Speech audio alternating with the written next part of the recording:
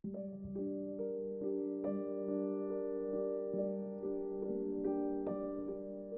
mbiza që lëshon bylbyli, gjuha shqipe më shungullon, për mbi erë që nep zymbyli, pada e zemrën më ngushëllon, ndër komp tjerë, ndër dhena tjera, ku e shko jetën tash sa mot, veç për ty më re zëmra e mjera, e prej mallit, derdi lot.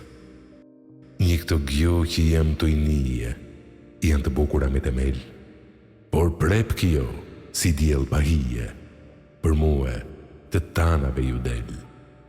Edhe zogu kërkon lisin, mbi shpije të ardë kurri me mbret, e shtektari t'i shëron fisin, për mbi vend që sa shti vet. O Shqipnia e mjera Shqipnia, plot me burra e trima plot, ti dit ishe, por lumnia që ke pasun nuk ka sot.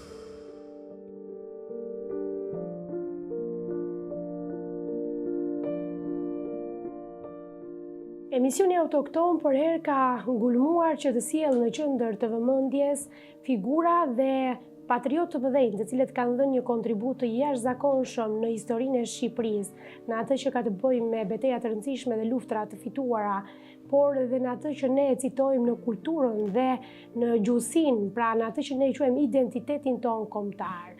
Kemi trajtuar dhe kemi sjellë në vëmendje mjaft figura të njohura të letërsisë shqipe, që kanë qenë jo vetëm letrar dhe njerëz të cilët kanë dhënë një kontribut në ndërtimin e veprave të tyre të madhërisme, por kanë qenë edhe patriot, kanë qenë atletar, kanë qenë prift, kanë qenë njerëz të cilët kanë dhënë për shoqërinë në të gjitha dimensionet jetësore. Këtë herë kemi vendosur të trajtojmë figurën e Endre Mjedës, një personazh i cili në gjuhën shqipe dhe në Shqipëri njihet si nga më të veçantat e ruajtjes së identitetit kombëtar.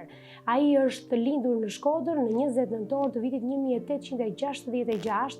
Ai ka qenë jo vetëm një shkrimtar, letrar, prift, por ka qenë edhe një njeri i cili ka qenë deputet në Parlamentin shqiptar, por ka dhënë një kontribut jashtëzakonshëm edhe në mbrojtjen apo në stabilizimin e situatave të rëndësishme që ka pasur asaj kohe Shqipëria.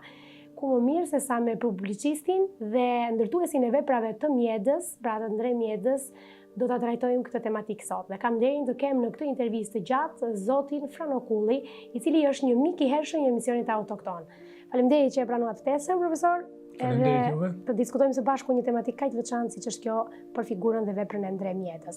Sigurisht që është një tematikë që duhet ta dinë brezat, sepse ka shumë breza dhe shumë të rinj të cilët i njohin figurat vetëm si emër ose si emra që kanë marrë shkollat apo institucione zyrtare sot në Shqipëri, por nuk njohin veprën e tyre, nuk njohin biografinë e tyre, nuk e dinë se kush kanë qenë ata, ku kanë lindur, cila ka qenë familja e tyre, nga cila familje vinin ata, sepse në fundit ne e themi shpesh dhe e kemi përmendur shpesh herë këtë dhe ky është dhe misioni jonë i jetë, që të tregojmë rrënjët tona. Rrënjët tona nisin nga familja, nga identiteti jonë, nga të parët tanë, nga të çfarë ata na ndërtuan dhe ndërtuan te këto figura kaq të mëdha.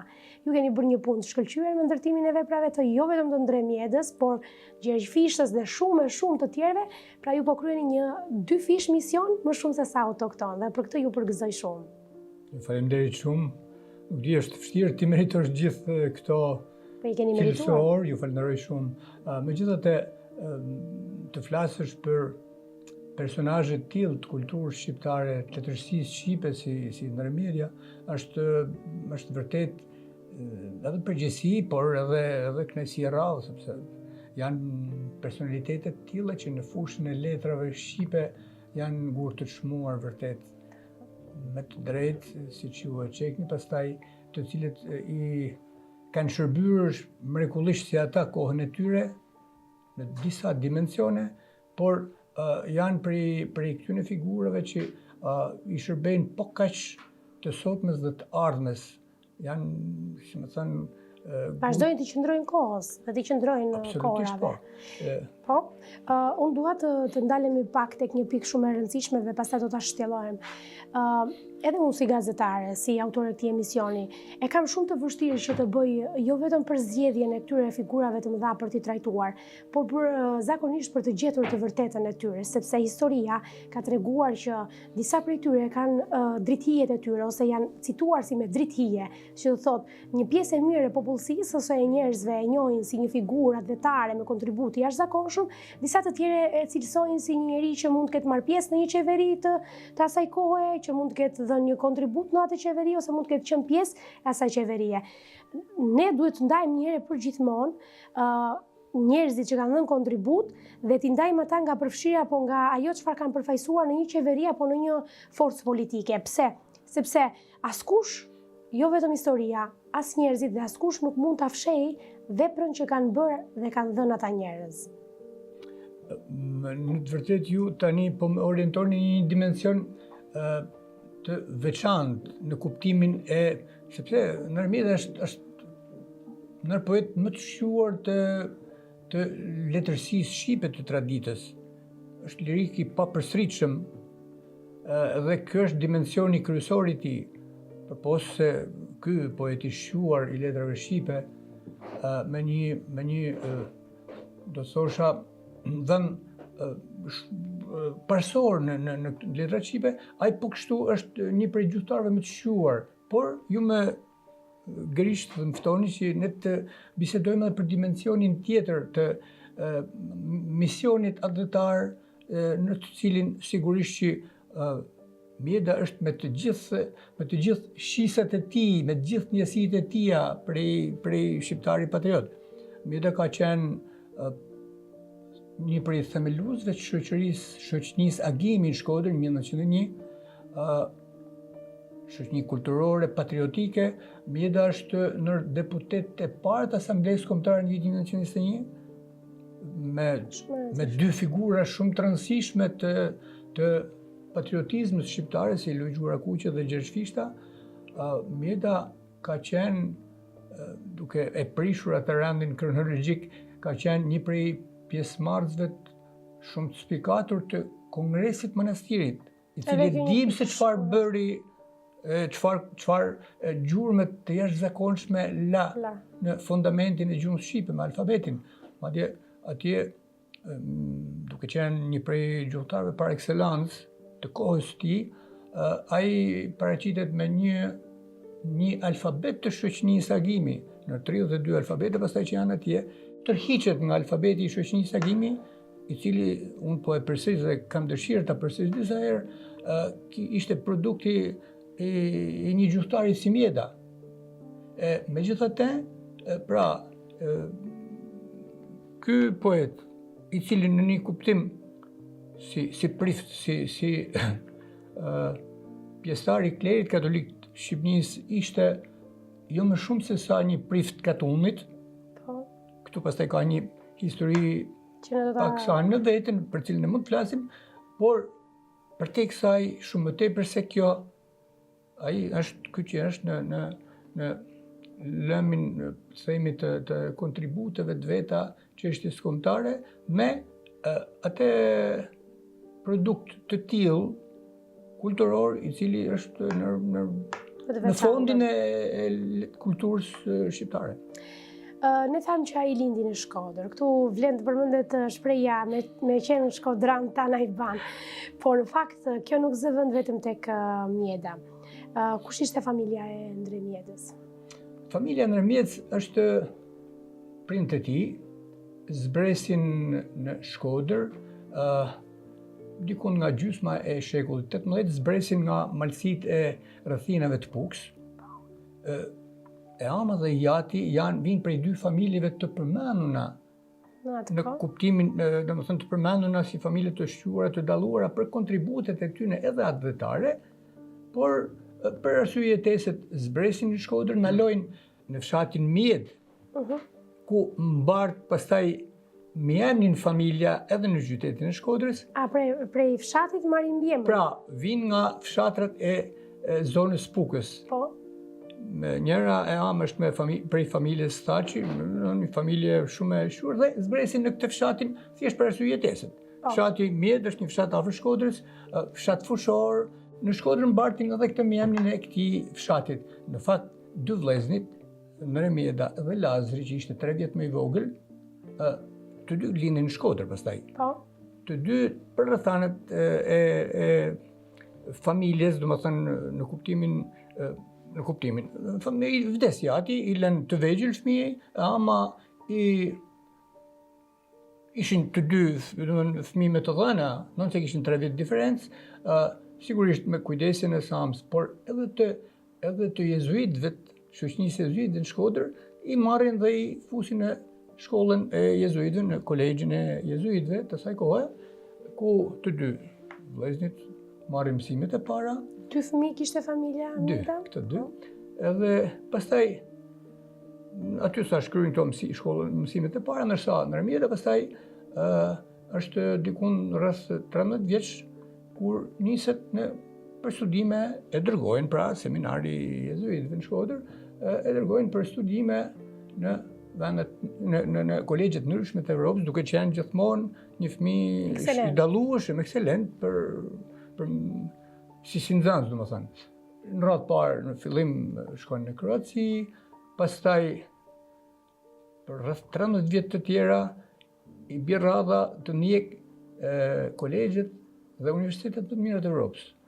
Nga Kroacia në Itali, Poloni, Spanjë, atje pastaj bjen rasti mas përfundimit të mësimeve të nalta, i bjen rasti që t'jap në disa prej këtyne kolegjeve të bëjë edhe mësuesin.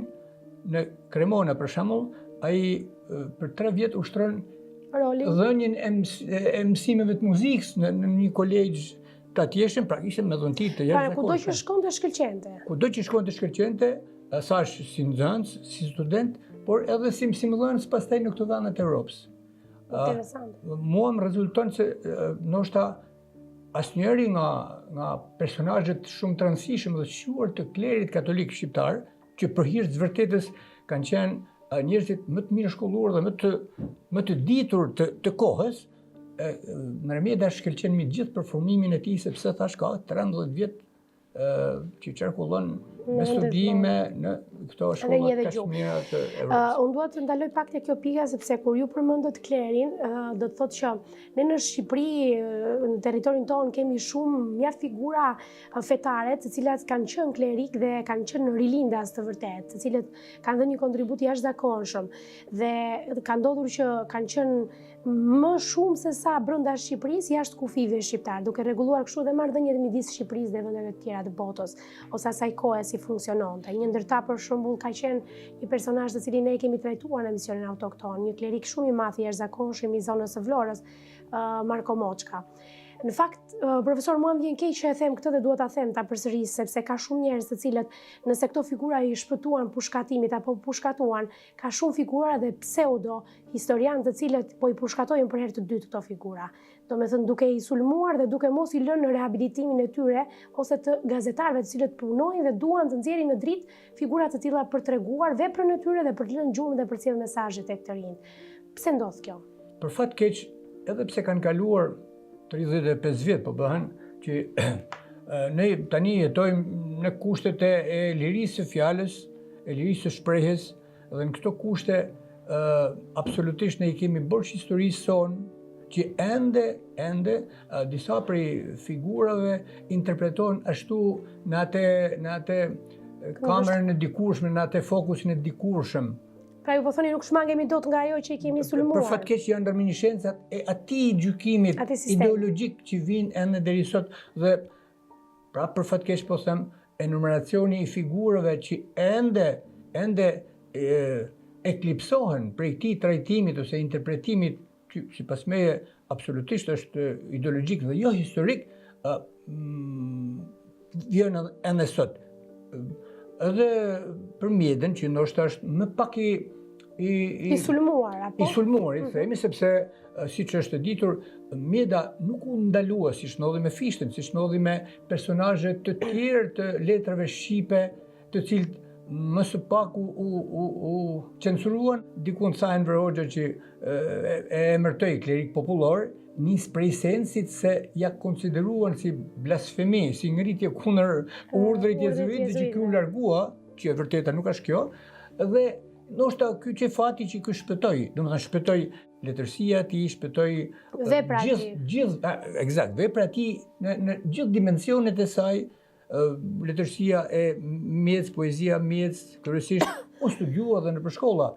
Megjithatë, unë duke u kthyer pastaj ribotimit të veprës, e cila, dhe më lejo që të them pak gjëra shkurt këtu, ky botim vjen mas 36 vjetësh i bie tani, domethënë në 1988 është botimi i fundit i plot, i përgatitur nga një studiues shumë pasionant, Rinush Idrizi. Megjithatë, ne kemi konstatuar, pastaj ky është botimi i fundit, është botuar 6 vjet përpara botimi i plot në Kosovë, kemi konstatuar që edhe pse nuk që e ndaluar, megjithatë kemi vëretur se duke i krahasuar gjithmonë me originalet, me botimet e bashkëkohësisë së tij, dhe ky botim prap në parantezë është i kompozuar si i tillë që ne do të sjellim veprën e mjedës sa më autentike, që do të thotë sa afër reales. Që do të thotë, në qoftë se ai e kishte botuar vëllimin e vetëm kryeveprën e tij juvenile në vitin 1917, ne kemi marrë motamo atë tekst dhe sigurisht e kemi pajis me një aparat filologjik, me shënime filologjike, sepse gjyqësore, absolutisht që ka nevojë, por kemi vënë re se edhe në poezitë të Juveniles, por edhe në poezitë të tjera të pa botuara, që disa i ka botuar në revistat e kohës, në mediumet e kohës, disa tjera nuk qenë botuar, megjithatë edhe në të botuarat tek tu ka poezi që morën në një strofë. Janë hequr strofa të tilla, thjesht se dikun përmendet fjala besimi, dikun fjala Zoti. Pra edhe deri këtu ka arritur ajo censura dhe nuk ka qenë e mundur të ndreqet edhe në botimin e vitit 88, për shembull, që ishte i fundit. Dhe presa e kohët për fatin jo të mirë, po them, nuk pati një botim të plot tjetër dhe ndoshta kjo ka qenë shtysa që në entin tonë botues, botimet fishta, si më thënë, kjo ka qenë ajo grishja e parë që ne duhet ta rikthejmë sa më të plot në gjendjen sa më të autentike veprën e mjedis, e cila edhe pse është e njohur, edhe pse ka qenë e botuar, edhe pse është studiuar në shkolla, pra na pas ka ardhur e plot.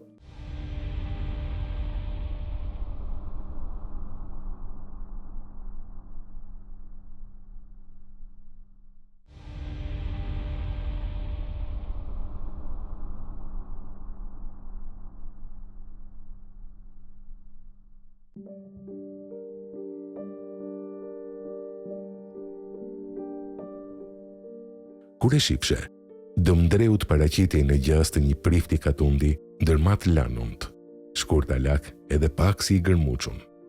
Vere dimën bërthye në një pallto të rëndë të zezë të përlyeme përpara me pluhun burrnoti, me një fytyrë kuqëlloshe në të cilën sytë e vegjël zhdukeshin nën vetullat të denduna fije të rasha dhe goja nën shlungën në musteqeve të ngatët e bardhuk. Kështu të dilte para poeti 11 rokshave të Lisus, e nuk të bante asnjë përshtypje zotësie të veçantë. Për natyrë përbuzë si çdo reklami dhe i çdo esibicionizmi, urrente lavdin dhe ndryhej në një përvujtëni dhënake që ishte mësim, qortimi nalt për të gjithë ne. Nuk i rritha s'pak fjala, shprejet i dilshin copa-copa, i qitte prej goje me mundim. Ngatrohej tu e fole, kur vehej disi përfije në bisedë përdorte terminologji të thatë. Anë mik në shkërime në jetë, i lajleve i stërhollimeve, por jo i panjerëzishëm, përkundrazi. Tu e njoftë sa afërmi ndihej në të një edukat humaniste plot mas e plot mirësi të ndritun, dhe shifeshin në të sjellje të zgjetuna që i dishmojshin qëndrimin e gjatë në rrethet të nalta të hueja. Dëmdreu duhej zbulue si njeri dhe si artist. Tu e ndenjun me të, pikse pari gjejshe dietarin. Kush ndër shqiptar mund t'i krahasojë për kulturë organike? greqishtën e vjetër dhe latinishtën i dinte në themel. Qysh në rini fitoi përjashta konkurse me vjersha klasike. Shetiti mbare Europën një herë si nxënës e ma vonë si profesor. Banoi në Francë, në Spanjë, në Poloni, në Jugosllavi. Filozofisht quhem. Mrekullonte shokët me analizat e reja e me objekcicionet paprituna.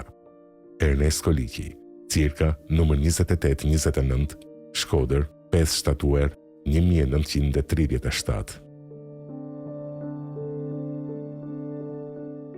Pasi marrën studimet, kthehet në Shqipëri, kthehet në shoqërinë e jezuitëve në Shkodër, qëndron disa kohë në urdhën e jezuitëve, pastaj kërkon që të largohet dhe të shkojë në këto dioqezat, në dy prej famullive të dioqezës së Sapës, në afër Shkodrës, jo larg Shkodrës, nërmjet Shkodrës e Lezhës janë ato fshatrat, pak kohë shërben në Gomsiqe, një fshat pak më disi më larg Shkodrës, pastaj një fshat tjetër, po kështu me dëshirën e vet thash. Po, si prift apo jo? Si prift? Si prift, sigurisht. Dhe për shumë vite pastaj në Kukel, ku është edhe gjithë ajo qëndrimi i tij më i gjatë për rreth 20 e sa vite, përmendën që ai sillte vegla bujqësore nga vendet e Evropës për fshatarët këtu, që përmenden si gjanat misionit, edhe ndërkohë aty e lëvron gjithë ato gjëvahiret e veta poetike, domethënë, aty shkruan, thash, pothuajse gjithë poezinë e tij, aty ka studimet e hulumtimet e tij gjuhësore, aty ka letërkëmbim, nga aty ka letërkëmbimin e famshëm me Gustav Mahler, njërin prej albanologëve dhe gjuhëtarëve njohur më të mirë të shkencës gjuhësore. Ne kemi botuar tek vepra 12 prej letrave. 12 prej letrave, po pse sa janë në total? Kanë edhe korrespondencën përgjigjet, domethënë kaq janë ato. Janë përkthyer nga italishtja herët, dikun rreth viteve 68, 67, 68, janë përkthyer në gjuhën në të shkruar, në gjuhën e shkruar gegnishte. Janë shumë interesante, komunikim në mënyrë se si komunikon me studiusin dhe shkencëtarin Gustav Mahler, aq sa flasin intimisht edhe për shkëmbim librashe, punë studimore, po kështu nuk e tolerojnë në thojza njëri tjetrin kur është fjala për debate lingvistike gjuhësore. Cila ishte vepra e parë e tij dhe kur e shkruajti ai për herë të parë, ose kush ka qenë frymëzimi i tij që ka bërë veprën e parë? Tani e gjithë vepra poetike e Mjedës është në këto dy vëllime. Mjeda nuk quhet përsa nuk na ka lënë një vepër voluminoze në kuptimin letrar. Ka bërë pak, po ka shijuar. Por, poezia e Mjedës është poezie standardit jashtëzakonisht të lartë në vlerësimin e studiusëve të letërsisë, zën vendet e para, sidomos poezia e tij lirike, siç është kjo. Në gjallit vet la Juvenilën të botuar në 1917 dhe shumicën e poezive të tjera pastaj ai i blat të pa botuara janë përmbledhur pastaj më vonë në botimet e mëvonshme të tjera. Sikundërse kanë ngelur pa u botuar edhe në botimet e mëvonshme dy poezi në të cilat edhe ne, edhe në botimet para rëndësishme që unë i përmenda atë të Kosovës në 1982-shin, atë të përgatitur nga Rino Shidriqi në 88-ën, këtu janë dy poezi që janë vunë në një kapitull poezi të pabotume.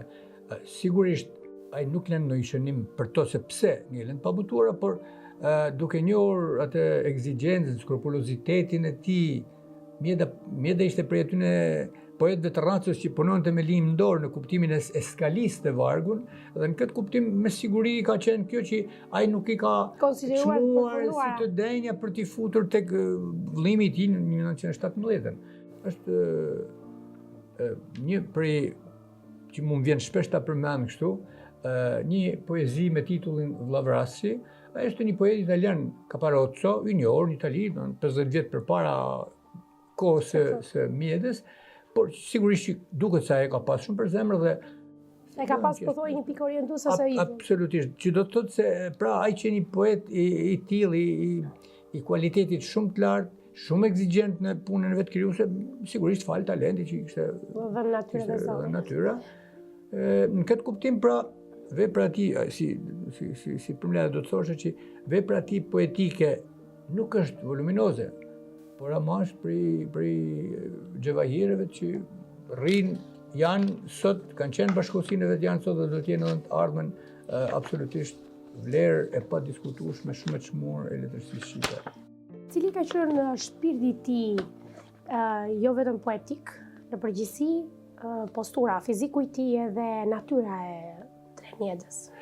Ne jo pa vedi ose pa qëllim, ndryshe prej botimeve pararendse, në vend të një introduktit ose një hyrjet tek vëllimi, tek paraqitja e vëllimit parë poetik, një përshkrim që e boton, e shkruan një shkrimtar tjetër shumë i çmueshëm, Ernest Kuliçi, dhe boton 35 vjet mas vdekjes tij, pra domethënë jemi në gushtin, me një gusht 1937, 35 ditë fiks, e boton në revistën Cirka, të cilën e bënte një personazh tjetër, Cuk Simoni, përkthyesi i Pinokut, i famshëm, ai bënte edhe këtë revistën Cirka, e këtë përshkrim pas vdekjes së tij e bën Ernest Kuliçi për Dremjedën. Është një përshkrim, një poezi e vërtet, në mënyrë se si e portretizon ai Mjedën.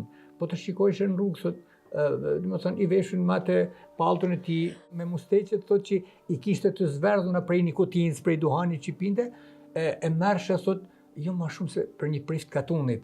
Mjedën dhe veprën e Mjedës sot, atëherë do të kuptosh se ketë bashkë me një personazh, një gjeni. E sot Ernest Kuliçi këtë që është për vetëm një shkrimtar, por një personazh shumë i rëndësishëm i kulturës shqipe. Edhe patjetër që ka qenë pjesë edhe misionit autokton.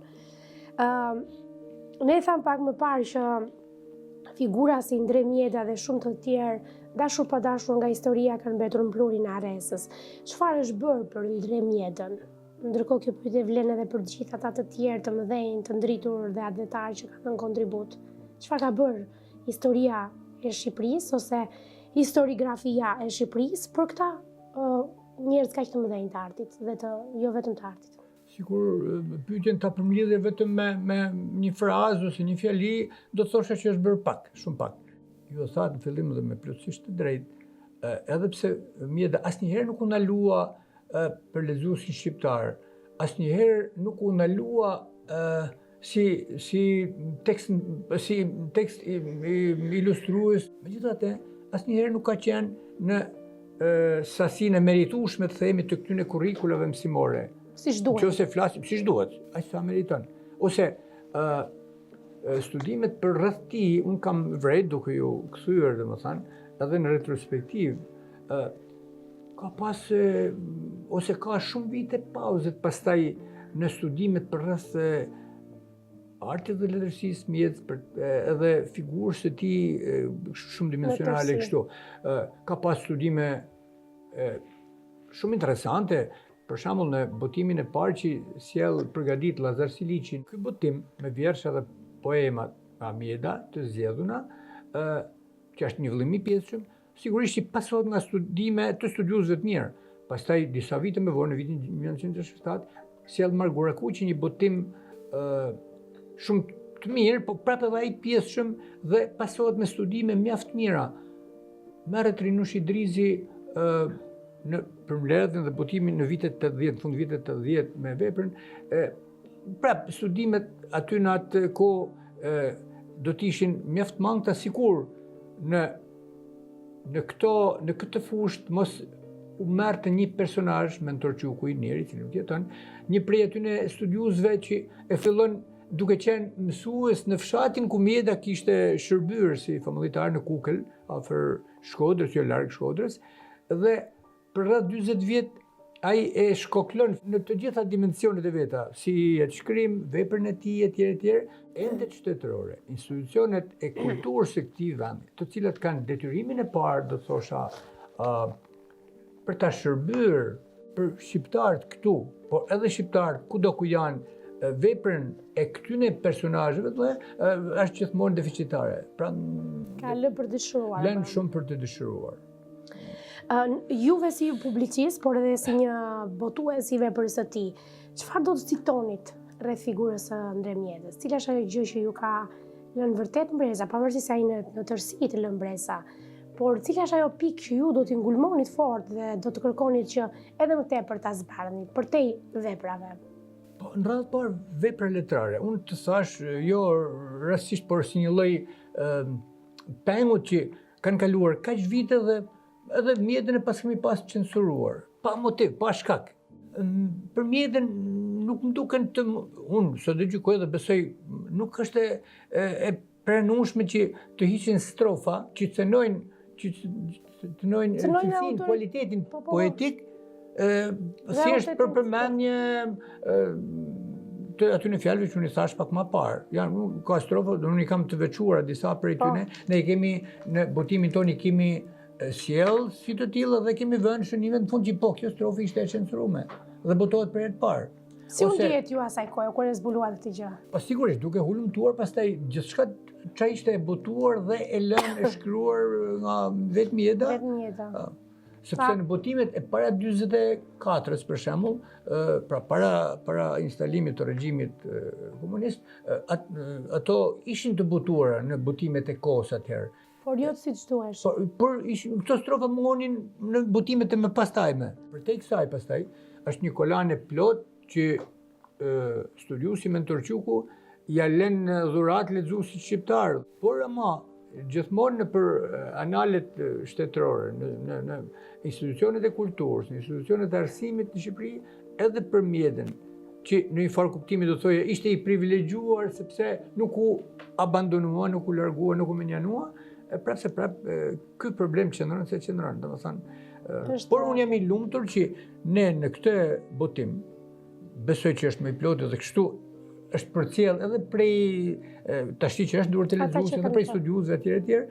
Pra, e para ka atë formatin, dimensionin autentik. E gjithë lana poetike këtu në këto dy vëllime vjen e plot, e vjetër në kuptimin e bashkëkohësisë kur është shkruar dhe botuar.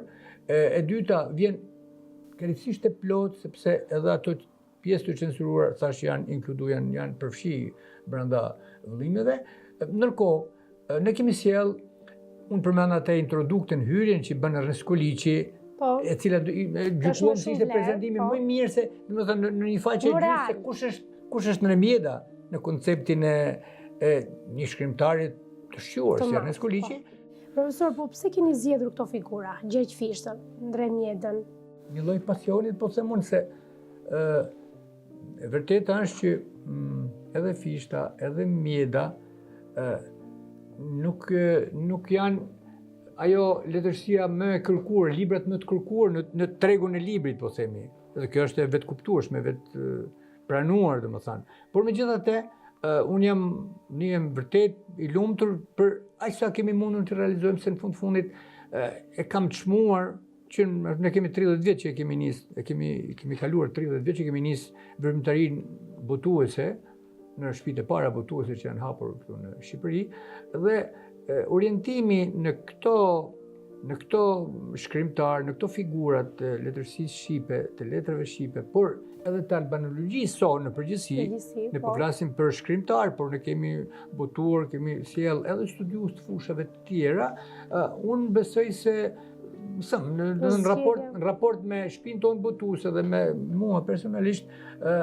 lidhen nëpërmjet një lloj pasioni disi të veçantë, por ju them edhe këtë tjetër që ne jem vërtet i lumtur kur shoh që janë mirëprit, jo me kollaj në fillimet e veta, unë këtu kam Fishtën për shembull, domethënë ecurinë ose kërkesën për veprën e Fishtës, cila ju siç e dini dhe keni nënçuar në emisionin tuaj autokton, është në 10 vëllime ku janë lëvruar të gjitha gjinitë e shkrimësisë, lirika, epika, dramatika, pra të gjitha gjinitë e shkrimit të publicistika gjithashtu.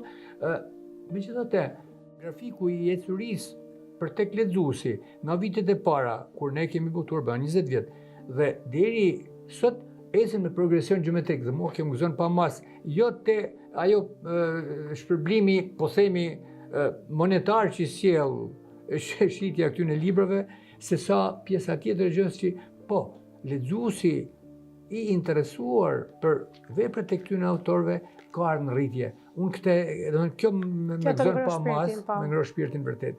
Çfarë mesazhi do t'ju jepje brezave të rinj sot? Në përgjithësi për identitetin e tyre, gjuhën shqipe, por në përgjithësi dhe për këto vepra kaq të mëdha dhe këta poetë dhe këta njerëz kaq të mëdhenj që i dhanë këtij vendi shumë. Nëse do t'i përmbledhja shkurt, e para do t'ju thosha që lexoni sa më shumë. E dyta do t'ju thoja që shkruajeni sa më pastër dhe sakt gjuhën shqipe. Është pozitë shumë e mirë sot dhe më thënë drejtën, unë edhe brezi im, unë besoj se ne jemi të trishtuar kur shohim që ashtu si shkruan mesazhet në telefon, ashtu edhe flas. Ku germa njëra prej shkronjave të shqipes ëja po del jashtë përdorimit. Jashtë përdorimit. Po me 35 si fillim, hiq pastaj edhe çën etj. Do t'ju thoja që lexoni e para këshill, mora pozë shumë të shohën. Po këshill është. Po them në kuptimin thjesht prindëror. Edhe e dyta, aman sa më shumë kujdes për gjuhën shqipe. Leximi i letërsisë artistike absolutisht që shërben më mirë se gjithçka tjetër, atë, domethënë, edhe përmirësimin e gjuhës së folur, edhe kulturën e personit, kështu që me u kthy pak më shumë nga libri është vërtet dobi për brezin e ri. Është një sindrom, një smundje e përbotshme, por secili pastaj shef ato hallet e shtëpisë vet, domethënë ne kemi detyrimin që ta bëjmë këtë ftesë për lexuesin shqiptar që të lexojë më shumë. Dhe ta paraqesë. Absolutisht, unë e them me bindje, por edhe me krenari që editoria shqiptare, botimet në Shqipëri i kanë sjell lexuesit shqiptar pasuri jashtëzakonisht të mëdha.